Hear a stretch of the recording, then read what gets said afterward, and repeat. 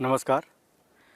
इंदिरा गांधी राष्ट्रीय मानव संग्रहालय के ऑनलाइन प्रदर्शनी में आपका हार्दिक अभिनंदन स्वागत है। दर्शकों, पिछले कई महीनों से आप ऑनलाइन प्रदर्शनी देख रहे हैं। दर्शकों, आज उसी कड़ी में मैं आपको लिए चलता हूं उत्तराखंड में बसे रवाई समुदाय की ओर। रवाई समुदाय जो कि रवाई घाटी में बसे हुए हैं, ये बहुत ही मेहनती और सरल स्वभाव के होते हैं। इनका मुख्य व्यवसाय कृषि और पशुपालन है। खेती से प्राप्त ये अपने अनाज को अपने अन्न भंडार में रखते हैं, जिसे स्थानीय भाषा में कोठार नाम से प्रचलित है। कोठार देवदार की लकड़ी से बना हुआ एक घरनुमा संरचना है, जिसे ये लोग अपने घर के पास में बनाते हैं।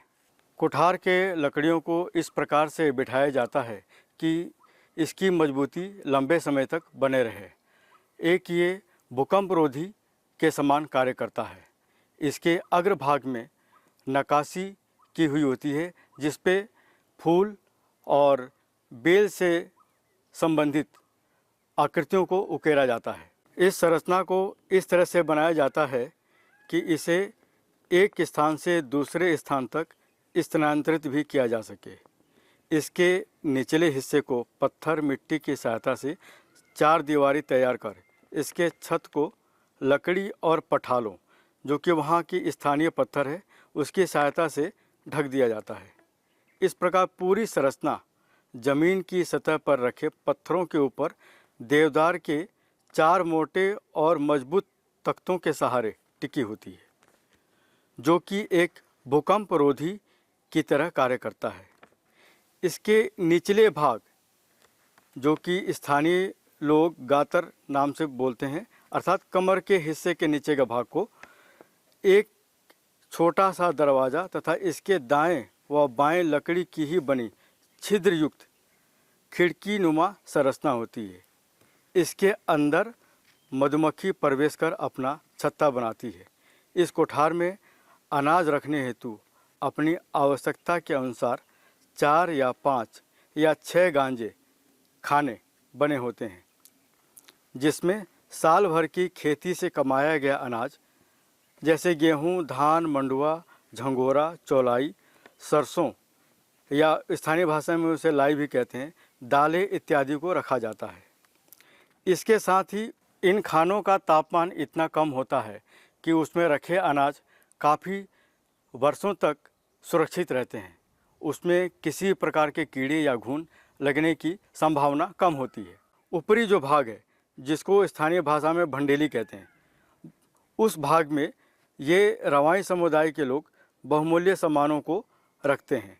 साथ ही उसमें उपयोग में किए जाने वाले बर्तनों को भी रखते हैं। कोठार का मुख्य द्वार बहुत ही छोटा होता है, इतना छोटा कि आदमी अपने सिर को झुकाकर उसके अंदर प्रवेश कर सके। दरवाजे के अंदर एक लकड़ी का ताला बना होता है, जिसे स्थानीय भाषा में अंगेल कहते हैं। इसको खोलने के लिए इस आकृतिनुमा लोहे की बनी एक चाबी होती है। इसी चाबी की सहायता से उस ताले को खोला जाता है।